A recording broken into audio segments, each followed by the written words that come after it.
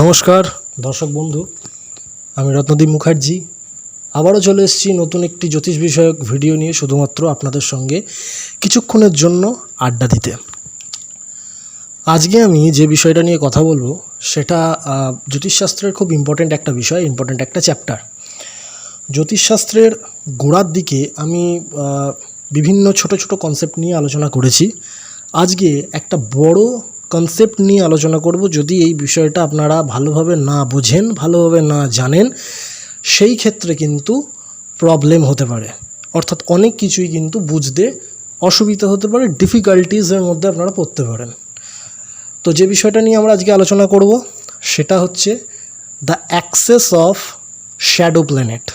The access of shadow planet অর্থাৎ আমাদের জ্যোতিষশাস্ত্রে যে শ্যাডো প্ল্যানেট আছে, অর্থাৎ রাহু এবং কেতুকে বলা হচ্ছে যারা শ্যাডো প্ল্যানেট নামে পরিচিত, যারা এক্লিপস পয়েন্ট, অর্থাৎ যাদের অবস্থানে একটা গ্রহণ হয় তাদেরকে আমরা এক্লিপস পয়েন্ট বলছি। তো তাদেরকে নিয়ে আমরা আলোচনা করব, বিস্তারিত আলোচনা। ভিডিওটা না টেনে দেখতে হবে। যদি টেনে দেখেন তাহলে অনেক গুরুত্বপূর্ণ ইনফরমেশন, অনেক গুরুত্বপূর্ণ তথ্য হয়তোবা আপনার বোঝার ক্ষেত্রে মিস হয়ে যেতে পারে। তো চলুন ভিডিওটা শুরু করা যাক।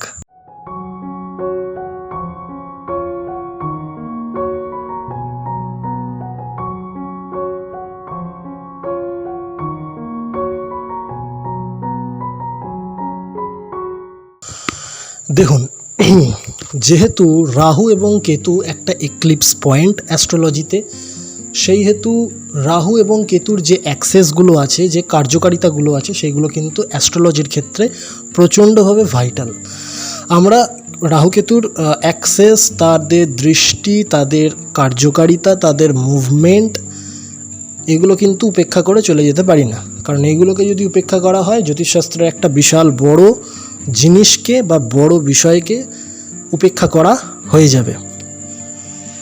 রাহু, প্রথমে আমাদের রাহুকে চিনতে হবে। রাহুকে জানতে গেলে আমাদের একটু পুরাণ ঘাঁটতে হবে। কীরকম না, রাহু এমন একজন যে দৈত্যও নয়, মানে অসুরও নয়, আবার দেবতাও নয়, অর্থাৎ দেব ও দানবের মধ্যবর্তী স্থানে রাহুর অবস্থান। অর্থাৎ রাহুর মধ্যে ভালো যেমন কিছু আছে, খারাপও আছে। তাই জন্য সে না দেবতা না অসুর। দেবতা অর্থাৎ পজিটিভ এনার্জির সোর্স অফ পজিটিভ এনার্জি, অসুর অর্থাৎ সোর্স অফ নেগেটিভ এনার্জি। কিন্তু রাহুর মধ্যে দুটোই আছে। রাহু এমন একটা প্ল্যানেট, সে ভালোও করতে পারে, খারাপও করতে পারে। জ্যোতিষশাস্ত্রের গোড়ার কথার এপিসোডে আমি দ্বৈত প্রভাব নিয়ে একটা জায়গায় বলেছিলাম। যদি সেই এপিসোডটা না দেখে থাকেন, এই ভিডিওর ডেসক্রিপশানে সেই এপিসোডের লিঙ্ক আমি দিয়ে দেবো, সেটা দেখে নিতে পারেন। যে প্ল্যানেটের কোন কোন প্ল্যানেটের দ্বৈত প্রভাব থাকে, দেখুন আপেক্ষিকভাবে দেখতে গেলে প্রত্যেকটা প্ল্যানেটের কিন্তু দ্বৈত প্রভাব আছে, অর্থাৎ দুরকম রূপ আছে। কিন্তু রাহুর এই দ্বৈত সত্তা সমস্ত প্ল্যানেটের থেকে একটু অন্যরকম। রাহু, যার ভালো নাম হচ্ছে ষড়ভানু, তো এই ষড়ভানু যখন ছল করে, বা যাকে আমরা ইংলিশে কোট আনকোট স্ক্যাম বলি, সেই স্ক্যাম করে দেবতাদের প্রাপ্ত অমৃতের ওপর ভাগ বসাতে চেয়েছিল। নারায়ণ তখন সেটা বুঝতে পেরে রাহুর গলা কেটে দেয়, অর্থাৎ ষড়ভানুর গলা কেটে দেয়, এই জন্য যাতে তার সেই অমৃত, যেটা দেবতাদের প্রাপ্য, সেই অমৃত যেন তার শরীর পর্যন্ত পৌঁছতে না পারে। তো গলা দিয়ে অমৃত নাবার যে সময়টা লাগে, সেই সময়তেই ভগবান শ্রীবিষ্ণু রাহুর গলা কেটে দেয়। যার ফলে কি হয়, রাহুর মাথাটা, অর্থাৎ এই যে আমাদের ফেসটা আমরা দেখছি, এই মাথাটা জীবন্ত থাকে এবং তার যে দেহ সেটা মৃত হয়ে যায়। রাহুর মাথা থাকে জীবন্ত, অর্থাৎ সে অমৃত পান করেছিল, যত পর্যন্ত অমৃত গেছিল তত পর্যন্ত জীবিত ছিল। যেখানে অমৃত পৌঁছয়নি সেইটা ডেড বডিতে পরিণত হয়েছিল। এবার অমৃতের একটা কনসেপ্ট আমি বলে রাখি। এই অমৃত এমন একটা জিনিস, যদি এই অমৃত কেউ খেয়ে নেয় তাহলে সে অমরত্বের বর পায়। দেবতারাই অমৃত পান করেছিলেন, তাই জন্য দেবতারা অমরত্বের বর পেয়েছিলেন যারা কোনোদিন মৃত্যু নেই। তো রাহুও অমরত্বের বর, অমরত্ব পাওয়ার জন্য ওই অমৃতের ওপর ভাগ বসাতে চেয়েছিলেন, কিন্তু তার পরিণতি হলো কি না, শরীর থেকে তার মাথাটা আলাদা হয়ে গেল। তো মাথাটা যেটা তার মুন্ডু বা যাকে আমরা বলি শীষ, সেইটা রাহু নামে পরিচিত হলো এবং তার যে শরীর, মৃত শরীর, সেটা কেতু নামে পরিচিত হলো। এই ঘটনাটা আমরা এই জন্য ব্যাখ্যা করলাম, বর্ণনা দিলাম, তার কারণ জ্যোতিষশাস্ত্রের এই কনসেপ্টটা বহু জায়গায় বহুভাবে ব্যবহৃত হবে। তো আমরা কি দেখলাম এখানে, Rahu is alive but Ketu is dead বা ডেড বডি। তো কেতু হচ্ছে একটা মৃতদেহ সমূহ, যার মধ্যে কোনো রকম কোনো প্রাণ নেই, যার মধ্যে কোনো রকম কোনো স্পন্দন নেই, যে একটা পাথর বা প্রস্তর সম। তো এই জন্যই কেতুকে আমরা পৃথ্বীতত্ত্বের প্ল্যানেট হিসাবে গণনা করছি বা পৃথ্বীতত্ত্বের প্ল্যানেট হিসাবে আমরা কেতুকে দেখছি। আর রাহু এখানে, যেহেতু রাহুর মধ্যে প্রাণ আছে, স্পন্দন আছে, রাহু হচ্ছে বায়ুতত্ত্বের প্ল্যানেট। রাহুর মধ্যে যেহেতু প্রাণবায়ু আছে, সেই হেতু রাহু বায়ুতত্ত্বের প্ল্যানেট, বা রাহুর মধ্যে যে স্পন্দন আছে, প্রাণের স্পন্দন আছে, সেই হেতু রাহুকে আমরা বায়ুতত্ত্বের ক্যাটাগরিতে ফেলছি। কেতুর মধ্যে যেহেতু কোনো রকম কোনো প্রাণের স্পন্দন নেই, সেই হেতু আমরা কেতুকে পৃথ্বীতত্ত্বের ক্যাটাগরিতে ফেলছি। আমরা একটু আগেই দেখলাম যে রাহুকে, আমরা একটু আগেই দেখলাম যে কেতুকে, রাহু কেতু সম্পর্কে আমরা স্বল্প বিস্তর একটা প্রাথমিক ধারণা লাভ করে ফেলেছি। এবার যেটা আমরা কথা বলবো যে বিষয়টা নিয়ে, সেটা হচ্ছে রাহুর কার্যকারিতা এবং কেতুর কার্যকারিতা। যেহেতু রাহুর মধ্যে প্রাণ আছে, রাহুর মধ্যে স্পন্দন আছে, সেহেতু রাহুর দৃষ্টি আছে। কেতু যেহেতু একটা ডেড বডি, তাই জন্য কেতুর কোনো রকম কোনো দৃষ্টি নেই। বিভিন্ন জায়গায় এটা মনে করা হয় যে কেতুর দৃষ্টি আছে, কেতু সবসময় রাহুর দিকে তাকিয়ে থাকে, এটা ভুল কথা। কেতুর কোনো দৃষ্টি নেই, অর্থাৎ কেতু যে ঘরে বসে শুধুমাত্র সেই ঘরটাই কেতুর দ্বারা প্রভাবিত হয়। কিন্তু রাহু যে ঘরে বসে সেই ঘরটা তো প্রভাবিত হয়ই রাহু দ্বারা। যে যে ঘরের মধ্যে রাহুর দৃষ্টি পড়ে সেই ঘরেও কিন্তু রাহু তার নিজের প্রভাব বিস্তার করতে পারে। রাহু এবং কেতুর অবস্থান, রাহু যেখানে বসবে, যে অ্যাক্সেসে বসবে, সবসময় কেতু তার বিপরীতের 180 ডিগ্রি কোণ করে বা 180 ডিগ্রি কৌণিক দূরত্বের ব্যবধানে বসবে। অর্থাৎ সবসময় কেতু রাহুর সমসপ্তমে বসবে এবং রাহুর সপ্তম দৃষ্টি সবসময় কেতুর উপর থাকবে। এটা কিন্তু খুব পরিষ্কার, এই ধারণাটাকে আপনাকে পরিষ্কার করে নিতে হবে প্রথমে।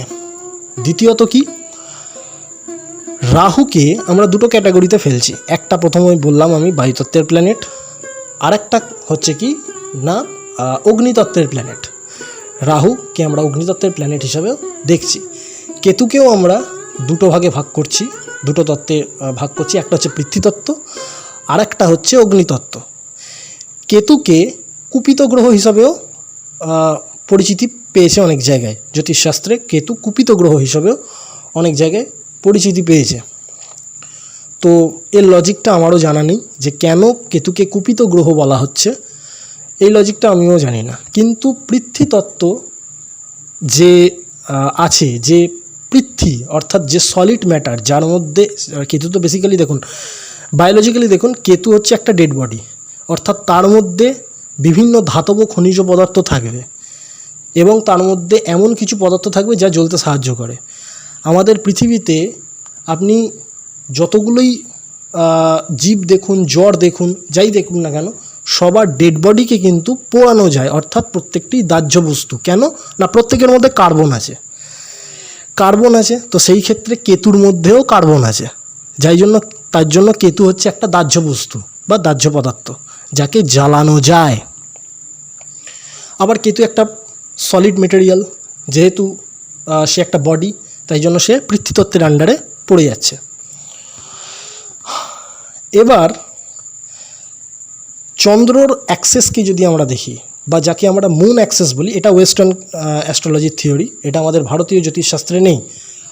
হ্যাঁ, ভারতীয় জ্যোতিষশাস্ত্রে পাওয়া গেলেও পাওয়া যেতে পারে, এটা পরাশরী হোরার একটা পার্ট। তবে পরাশরী হোরাতে এর বিস্তারিত ব্যাখ্যা কিন্তু নেই, এটা ওয়েস্টার্ন অ্যাস্ট্রোলজির পার্ট, যেটা হচ্ছে যে চন্দ্র বা মুন সাইনের নর্থ নোটকে রাহু প্রভাবিত করছে, মুন সাইডের সাউথ নোটকে কেতু প্রভাবিত করছে। আমরা যে 5খানা তত্ত্বকে পড়ছি, অগ্নি, পৃথ্বী, বায়ু, জল এবং আকাশ, বায়ুতত্ত্বের প্ল্যানেট হচ্ছে রাহু, তাই বায়ুকে রাহু হিসাবে কল্পনা করা হয়।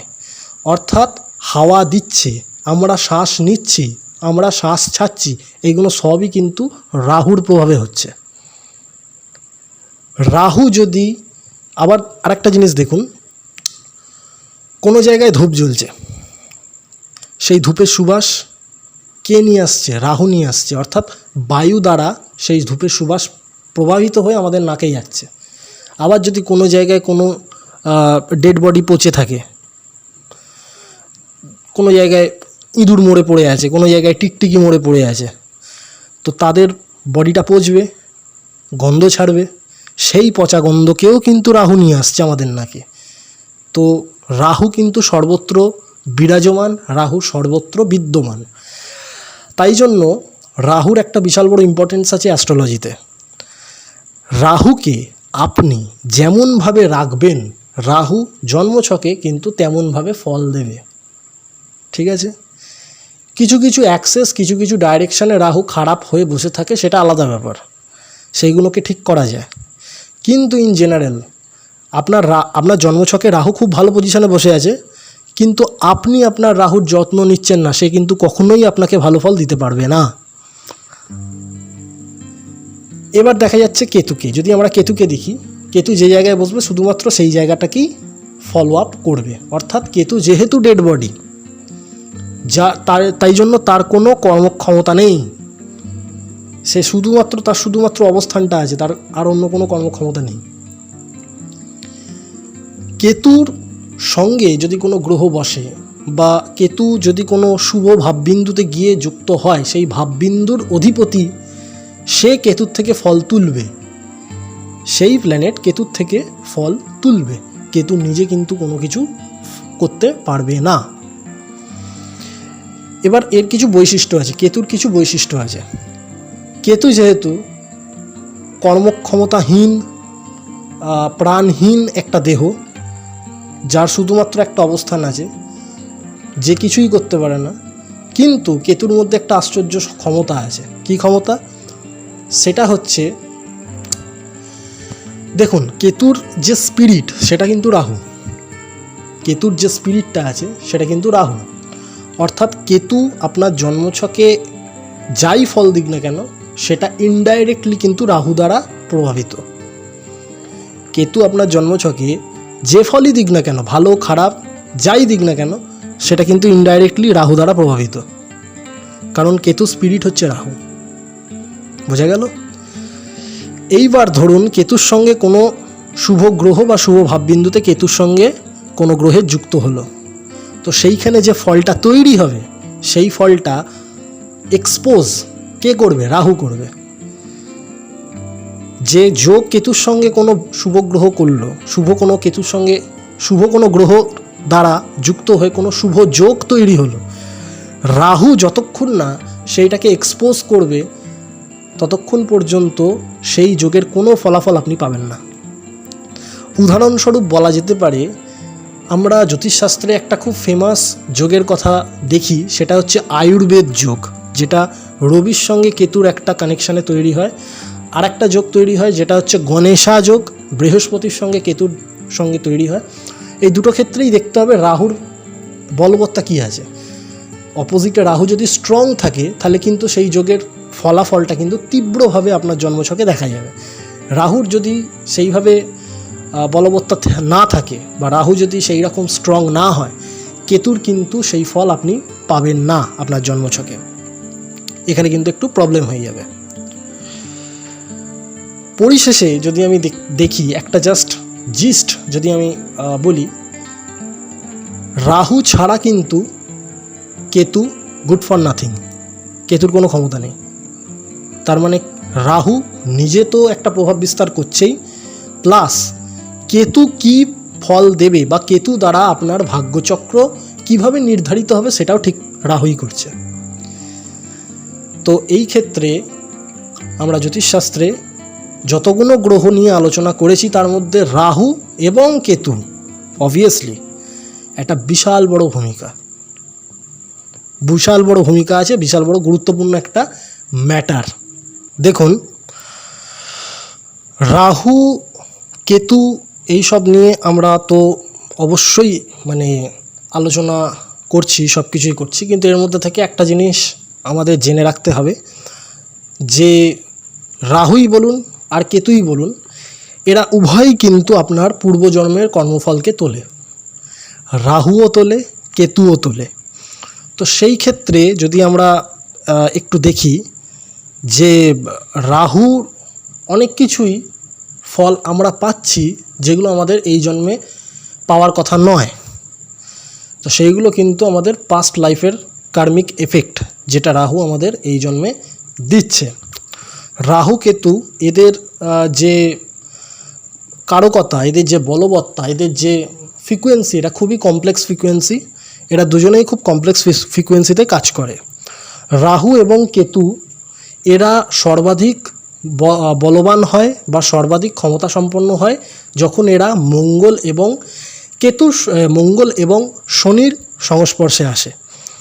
মঙ্গল এবং শনির সংস্পর্শে রাহু এবং কেতু যখন আসে তখন এরা অত্যাধিক বলবত্তা পায় বা অত্যাধিক ক্ষমতা পেয়ে যায়, যার ফলে কি হয়, তখন যদি আপনার শনি ঠিকঠাক অ্যাক্সেসে না থাকে, সেই ক্ষেত্রে রাহু যদি শনির সঙ্গে সংযোগ স্থাপন করে তো সেই ক্ষেত্রে শ্রাপিত যোগ তৈরি হবে, যেটা নিয়ে আমাদের এর আগে আলোচনা করা আছে বা আলোচনা হয়েছে।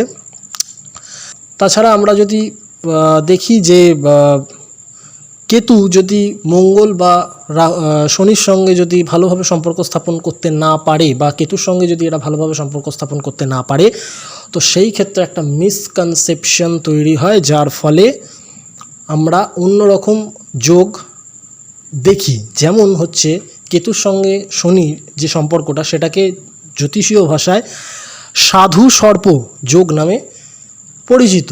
তো এই সাধু সর্প যোগ হলে কি হয় না হয় সেটা নিয়ে আমরা পরে আলোচনা করব। রাহুর সঙ্গে শনির যে যোগ সেটা শ্রাপিত যোগ নামে পরিচিত, কেতুর সঙ্গে শনির যোগ সাধু সর্প যোগ নামে পরিচিত। রাহুর সঙ্গে মঙ্গলের যোগ ছন্নছাড়া বা অঙ্গারক যোগ তৈরি করে রাহু, মঙ্গলের সঙ্গে রাহুর যোগ হলে ছন্নছাড়া যোগ বা অঙ্গারক যোগ হয়। মঙ্গলের সঙ্গে কেতুর যদি যোগ তৈরি হয় বা কেতুর সঙ্গে মঙ্গলের যদি কোনো রকম কোনো যোগাযোগ তৈরি হয় তাহলেও সেটা ছন্নছাড়া যোগ। কেতু এবং মঙ্গলের যে কনজাংশন সেটাও এক প্রকারের ছন্নছাড়া যোগ। আবার কি দেখা যায় যে যদি এরা খুব ভালো অ্যাক্সেসে বসতে পারে বা খুব ভালো পজিশন নিয়ে যদি এরা বসে থাকতে পারে, তো সেই ক্ষেত্রে কি হয় না, অনেক জায়গায় কিন্তু আমরা দেখতে পাই অনেক কিছু পজিটিভ ঘটনাও কিন্তু এরা ঘটাতে পারে। কেতুকে আমরা বলেছি, এর আগেই চিনেছি যে কেতু একটা কেতু একটা ডেড বডি। তো দেখুন, যে কোনো জায়গায় ডেড বডি কথা উঠলেই অনেক জায়গায় ডেড বডিকে প্রিজার্ভ করে রাখা হয়, সেটা মানুষের হতে পারে, গাছপালা হতে পারে, পশু পাখি হতে পারে। কেন করে রাখা হয়? তার উপর বিভিন্ন ধরনের পরীক্ষা নিরীক্ষা করবার জন্য এটা হয়, ডেড বডিকে প্রিজার্ভ করে রাখা হয়। কেন না, তার শরীরের ভেতর কী কী আছে, কী কী অঙ্গ প্রত্যঙ্গ আছে, ইন্টারনাল অর্গান কী কী আছে, সেইগুলোকে অ্যানালিসিস করা, তাদের কাজ কী সেইগুলোকে জানা। অর্থাৎ এখান থেকে আমরা পরিষ্কার বুঝতে পারি যে কেতু হচ্ছে অপ্রকাশিত কোনো তথ্য, কেতু হচ্ছে অমীমাংসিত কোনো মামলা, কেতু এমন একটা ঘটনা যার কোনো ব্যাখ্যা নেই। আবার আমরা এটাও আগে আলোচনা করেছি যে রাহু কেতুকে এক্সপোজ করে, অর্থাৎ রাহু যতক্ষণ না কেতুকে এক্সপোজ করবার সঠিক অ্যাক্সেস পাচ্ছে ততক্ষণ পর্যন্ত কেতু অমীমাংসিত থাকে। রাহু যখনই কেতুকে এক্সপোজ করবার অ্যাক্সেস পেয়ে যায়, কেতু কিন্তু আর অমীমাংসিত থাকে না, কেতু কিন্তু তখন এক্সপোজ হয়ে যায়। আমাদের ভারতবর্ষে বড় বড় যেগুলো ফাইন্যান্সিয়াল স্ক্যাম সেগুলো কিন্তু কয়েকদিনের স্ক্যাম নয়, দীর্ঘ বছর ধরে সেই স্ক্যাম চলে এসেছে। যখন সেটা এক্সপোজ হয়েছে তখন সবাই জানতে পেরেছে, কিন্তু যখন স্ক্যাম চলছিল আমরা কেউ কিন্তু জানতে পারিনি। যেমন 1992 Harshad Mehta scam, 2008 lemon brother crisis, এর মাঝখানেও আছে 2003 কেতন পারিকের স্ক্যাম আছে, আরও অনেক কিছু আছে।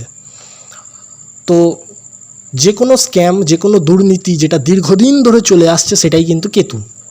যখনই সেটা হয়ে যাচ্ছে, প্রকাশিত হয়ে যাচ্ছে, তখন কিন্তু কেতু এক্সপোজ হয়ে যাচ্ছে, অর্থাৎ রাহু কেতুকে এক্সপোজ করছে। দীর্ঘদিন ধরে কোনো গুপ্ত এক্সপেরিমেন্ট যেটা দেশের ভালোর জন্য, দশের ভালোর জন্য, মানুষের ভালোর জন্য তৈরি হচ্ছে, গুপ্ত এক্সপেরিমেন্ট যেটা, যার কথা আমরা জানতে পারিনি কোনো জায়গায়, কোনো নিউজ মিডিয়া কোথাও আমরা জানতে পারিনি, এবং যেখানে এক্সপেরিমেন্ট হয়েছে তার বাইরেও পর্যন্ত সেই খবর যায়নি, এতটাই মানে গোপন জায়গায় কোনো এক্সপেরিমেন্ট হচ্ছে। তো যখনই রাহু অ্যাক্সেস পেয়েছে সেইগুলোকে বাইরে তুলে এনেছে। এর উদাহরণ আমি দিতে পারি পরমাণু আবিষ্কার, এর উদাহরণস্বরূপ দিতে পারি আমরা যে কোনো ধরনের মহাজাগতিক মহাজগতে যাওয়ার কোনো রকম কোনো স্ট্র্যাটেজি, কোনো রকম কোনো মেশিন। এর উদাহরণস্বরূপ দিতে পারি কোনো সিক্রেট আর্মি ট্রেনিং। এর উদাহরণস্বরূপ দিতে পারি কোনো রকম কোনো এআই এর ওপর কাজ, যেটা এখনও পর্যন্ত আমাদের সামনে আসেনি, কিন্তু ইন ফিউচার যখন রাহু অ্যাক্সেস পাবে তখন সেইগুলো আমরা জানতে পারবো, সেগুলো আমরা ব্যবহার করতে পারবো। এমনও হতে পারে যে কোনো আইটির ওপর কোনো কিছু কাজ এখনও হয়ে চলেছে যেটা আমরা জানি না, যখন সময় আসবে তখন আমরা জানতে পারবো। সো অমীমাংসিত, অপ্রকাশিত তথ্য, অমীমাংসিত মামলা হচ্ছে কেতু। যখনই রাহু সেটাকে এক্সপোজ করবার অ্যাক্সেস পেয়ে যাচ্ছে তখন রাহু সেটাকে এক্সপোজ করে দেয়। তো ঠিক তেমনি কেতু যখন যে গ্রহের সঙ্গে সম্পর্ক স্থাপন করে, সেই সমস্ত গ্রহ যতই ভালো হোক না কেন, সেই কেতুর জন্য সেই গ্রহ তার নিজের প্রভাব বিস্তারে বাধাপ্রাপ্ত হয়। যদি কেতু সূর্যের সঙ্গে যুক্ত হয় তাহলে সেই ক্ষেত্রে সূর্যের তেজকে কেতু কমিয়ে দেয়। যদি কেতু বৃহস্পতির সঙ্গে যুক্ত হয়, বৃহস্পতির বলবত্তাকে, বা বলবত্তা নয়, এখানে বলবত্তা কথাটা বললে ভুল হবে, বৃহস্পতির যে জ্ঞানের প্রসার সেটাকে সংকুচিত করে দেয়। কেতু যদি চন্দ্রের সঙ্গে যুক্ত হয়, আমাদের মন কিন্তু একগুঁয়ে টাইপের হয়ে যায়, মনকে সংকুচিত করে দেয়। অর্থাৎ সবসময় যেন মনের মধ্যে একটা ভয় আছে, সবসময় যেন একটা চিন্তা। কেতুর সঙ্গে চন্দ্র যুক্ত হলে একটা দিক থেকে হাইপার টেনশন মারে, সব কিছুতেই বেশি বেশি চিন্তা, এই জিনিসগুলো হয়। আচ্ছা, রাহু কেতুর সঙ্গে নবগ্রহের কি সম্পর্ক, নবগ্রহ বলাটা ভুল হবে কারণ রাহু কেতুকে নিয়েই নবগ্রহ হচ্ছে। রাহু কেতুর সঙ্গে বাকি গ্রহের কি সম্পর্ক সেইটা নিয়ে আমরা আলাদা ভিডিও বানাবো। আজকে শুধুমাত্র আমরা রাহু এবং কেতুর পরিচয় সম্পর্কে জানছি, ঠিক আছে? রাহু এবং কেতুর পরিচয় সম্পর্কে আমরা জ্ঞান লাভ করছি। দেখুন, এদের মধ্যে কিন্তু নৈসর্গিক পাপী গ্রহ দুজনেই, নৈসর্গিক পাপী গ্রহ কিন্তু দুজনেই। এরা দুজনেই কিন্তু নিজেদের মানে প্রত্যেকটা গ্রহ মানে রাহু কেতু উভয়ই নির্দিষ্ট করণ আছে, এরা নির্দিষ্ট করণের অধিপতি আছে। এছাড়াও আছে কি না, এছাড়াও রাহু এবং কেতুর এদের দুজনের মধ্যে কি হচ্ছে না, প্রথমত চরিত্রগত তো পার্থক্য আছেই, দ্বিতীয়ত ভাবগত পার্থক্য আছে।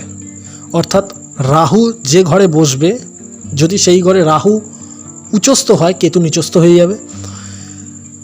কেতু যদি কোনো একটা ঘরে বসে, কেতু যদি সেই জায়গায় উচ্চস্থ হয়ে যায়, রাহু নিচস্থ হয়ে যাবে। তো এই জিনিসগুলো রাহু কেতুর মধ্যে আছে। এছাড়া কেতু হচ্ছে প্রচণ্ড পরিমাণে কঠিন, প্রচণ্ড পরিমাণে শক্ত, প্রচণ্ড পরিমাণে হার্ড। তো সেই ক্ষেত্রে কেতু যখন মহাদশা চলে, কেতুর মহাদশা যখন চলে, মোটামুটি 7 বছর ধরে কেতুর মহাদশা চলে। তো মানুষকে বিভিন্ন কঠিন বাধার সম্মুখীন হতে হয় সেই সময়, সে কেতু খারাপ থাক বা ভালো থাক। প্রথমে এটা একটা কোট আনকোট আপনারা নোট করে রাখতে পারেন যে কেতুর মহাদশা কেমন হয়। প্রথমত কনস্টিপেশনের প্রবলেম হবে আপনার, কেতুর মহাদশা শুরু হলেই আপনার কনস্টিপেশনের প্রবলেম হবে, আপনার শরীরে নানান জায়গায় ব্যথা হবে, আপনার গ্যাসের সমস্যা হবে। 3 নাম্বার, আপনার পাইলসের প্রবলেম আসতে পারে সেইখান থেকে। আপনার চুল পড়ে যেতে পারে, চুলের সমস্যা আসতে পারে, লিভারের প্রবলেম এগুলো আসতে পারে, মানে কেতু এই ধরনের রোগগুলোকে নিয়ে আসে বেসিক্যালি। দ্বিতীয়ত কি না, কেতুর মহাদশা চলছে, তার মানে আপনাকে সিক্রেটলি কাজ করতে হবে, আপনাকে আপনার স্ট্র্যাটেজি, আপনাকে আপনার প্ল্যান গোপন রাখতে হবে, গোপনীয়তার সঙ্গে আপনাকে কাজ করতে হবে।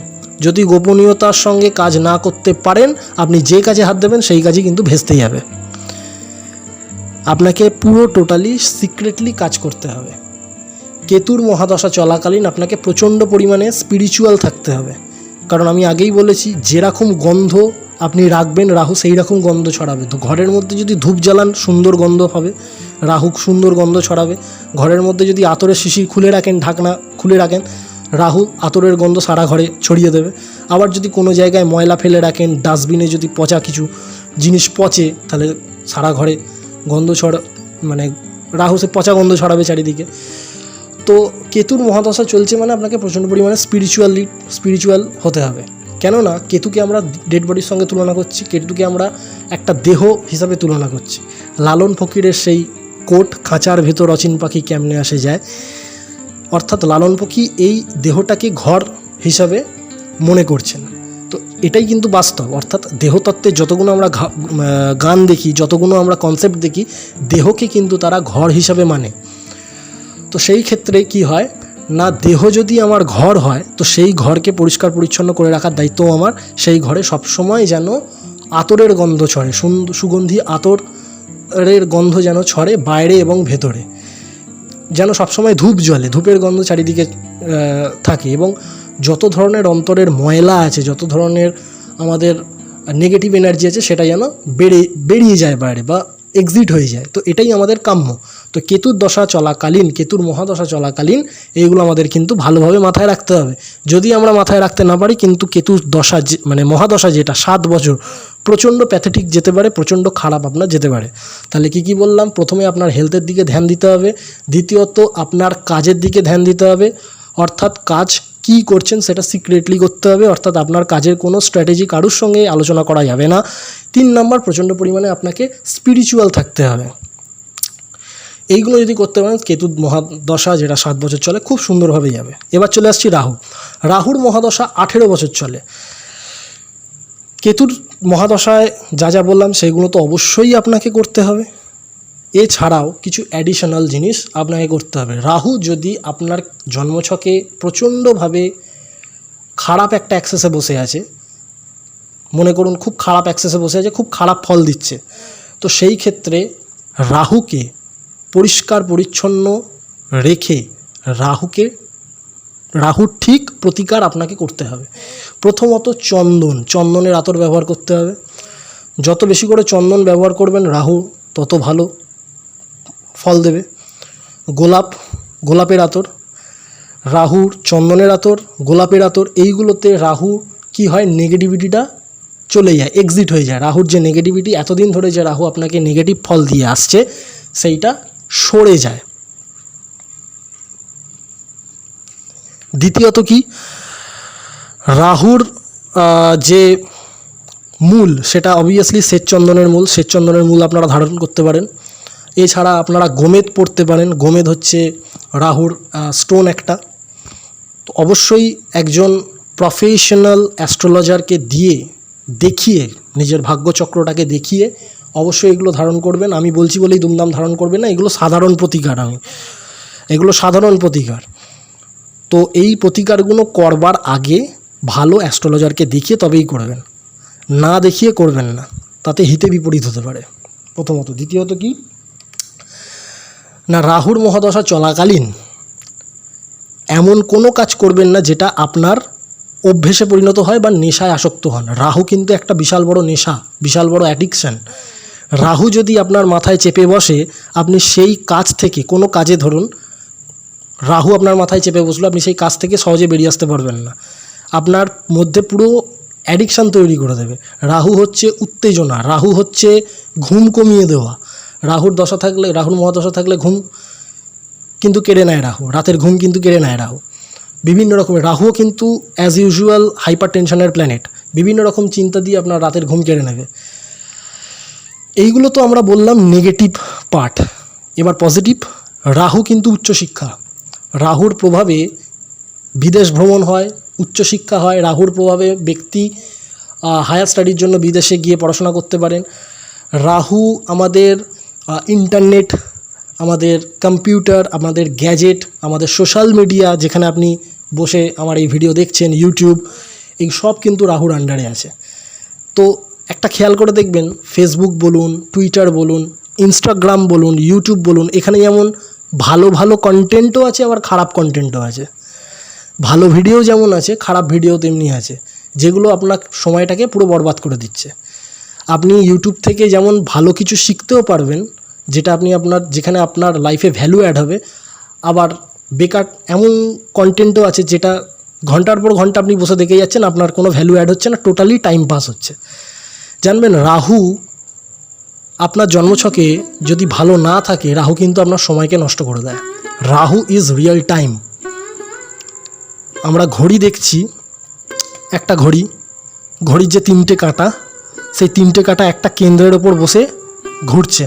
এই কেন্দ্রবিন্দু হচ্ছে কেতু, অর্থাৎ যে নড়ে না, স্থির। ঘড়ির কেন্দ্র কিন্তু নড়ে না, সেটা কিন্তু স্থির। রাহু ঘুরছে, অর্থাৎ বাদবাকি প্ল্যানেট ঘুরছে, কেতু কিন্তু একটা জায়গায় স্থির হয়ে দাঁড়িয়ে আছে। সো সেই সেন্টার পয়েন্ট হচ্ছে কেতু। কেতু কোথাও নড়বে না।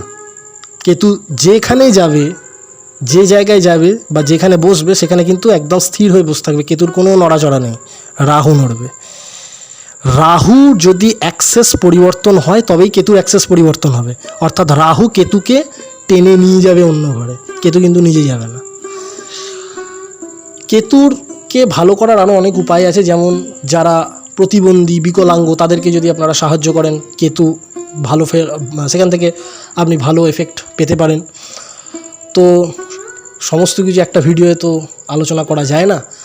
আজকে আমি জাস্ট রাহু কেতুর একটা প্রাথমিক পর্যালোচনা নিয়ে আপনাদের সামনে এলাম। এরপর আরও অনেক ভিডিও নিয়ে আসবো। ভিডিও এখন পালাচ্ছে না, আর আমিও চলে যাচ্ছি না। আরও অনেক ভিডিও নিয়ে আসবো। ততক্ষণ পর্যন্ত দেখতে থাকুন রত্নদ্বীপ অ্যাস্ট্রোর সমস্ত ভিডিও। ভালো লাগলে চ্যানেলটি সাবস্ক্রাইব করে রাখবেন, লাইক করবেন, কমেন্ট করবেন, শেয়ার করবেন ভিডিওগুলো।